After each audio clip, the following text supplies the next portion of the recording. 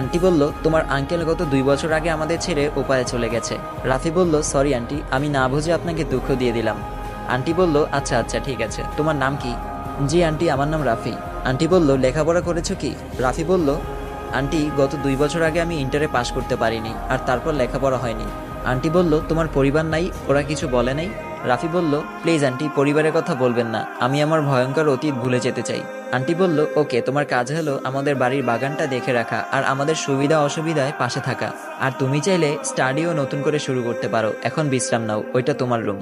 রুমে এসে ভাবতে লাগলাম, নিজের পরিবার রাস্তায় ছুড়ে মারলো আর অচেনা কেউ বলা যায় আমার জীবন ফিরিয়ে দিল।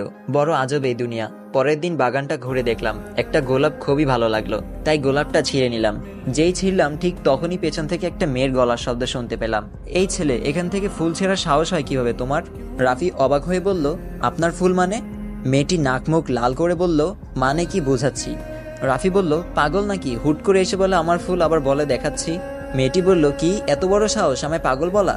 রাফি বলল, সরি, পাগল নয়, পাগলি। আর হ্যাঁ ম্যাম, এটা ডাক্তারের চেম্বার না। মেয়েটি বলল, বদপোলা, পিড়ায় মাথা ফাটাবো বেশি কথা বললে। রাফি বলল, আপনাকে দেখতে তো আপেলের মতো দেখা যায়, কিন্তু ম্যাম আপনার বিহেভিয়ার তো লেবুর মতো কেন?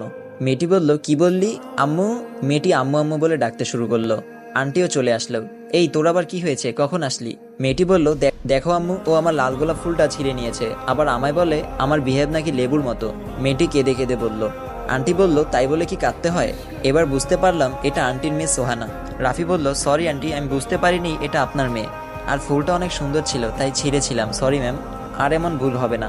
আন্টি বলল, রাফি, ব্যাপার না, তাছাড়া সোহানার এটা প্রিয় গাছ, তাই এমন রিয়েক্ট করেছে, ও একটু বেশি জেদি। রাফি বলল, বুঝতে পারছি আন্টি। সোহানা বলল, আম্মু এই ছেলেটাকে? আন্টি বলল, এটা রাফি, পরিচয় বলতে শুধু ওর নাম, এর বাহিরে আর কিছুই নেই।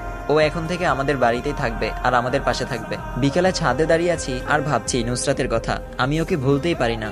ওর দেওয়া ঘড়িটার দিকে তাকিয়ে ভাবছি, মানুষ কত বেইমান, কত স্বপ্ন আর কত আশা দেখিয়ে শেষে বলে গেল আমার তোমার সাথে থাকা সম্ভব না। ওর কি আমার কথা এখনো মনে পড়ে না? হয়তো পড়ে না, কারণ পড়লে হয়তো আমায় কোনোভাবে খোঁজ করতো অবশ্যই। নিজেকে খুব একা একা লাগে আজকাল। ইচ্ছে হয় এই জীবনের সমাপ্তি ঘটিয়ে দেই, বেঁচে আছি যেন একটা জীবন্ত লাশ হয়ে। এই সমাজে শরীর খুনের বিচার হয়, কিন্তু মানুষ বেঁচে থাকার যে মন, সেটা হত্যার বিচার হয় না। তাই তো নুসরাতের মতো হত্যাকারীরা এই সমাজে হেসে খেলে ঘুরে বেড়ায়, কিন্তু আমি যে এই লড়াই জিততে চাই, আর যারা আমার সাথে কুকুরের মতো ব্যবহার করেছে তাদেরও দেখাতে চাই। এসব ভাবতে ভাবতে অচমকা চোখ বেয়ে পানি পড়ে গেল। এমন সময় পেছন থেকে মেয়েলি কণ্ঠে বলল, এ কি, আপনি কাঁদছেন কেন? পেছনের দিকে তাকিয়ে দেখি এটা সোহানা। আমি চোখের জল মুছে নিলাম। ম্যাম, কাঁদছি না, বিকালের আকাশ দেখছি। সোহানা বলল, এই শুনেন, আমি আপনার ছোট হই, আমাকে ম্যাম নয় সোহানা রাখবেন, আর আপনি মিথ্যা বলবেন না আমার সাথে। রাফি বলল, জি আমি নিচে যাই, আপনি থাকুন। সোহানা বলল, কেন, আমি আসাতে খারাপ লাগছে নাকি? রাফি বলল, না তেমন কিছু না। সোহানা বলল, তাহলে দাঁড়িয়ে থাকুন, সন্ধ্যা পর্যন্ত আড্ডা দিব, আর সকালের জন্য আমি সরি। রাফি বলল, ম্যাম সরির কি আছে, আপনার জায়গা থেকে আপনি রাইট। সোহানা এবার রাগী গলায় বলল, আবার ম্যাম, সাথে এবার আপনি? রাফি বলল, সরি। সোহানা বলল, বাদ দিন, আপনি এত চুপচাপ থাকেন কেন? রাফি বলল, ভালো লাগে তাই।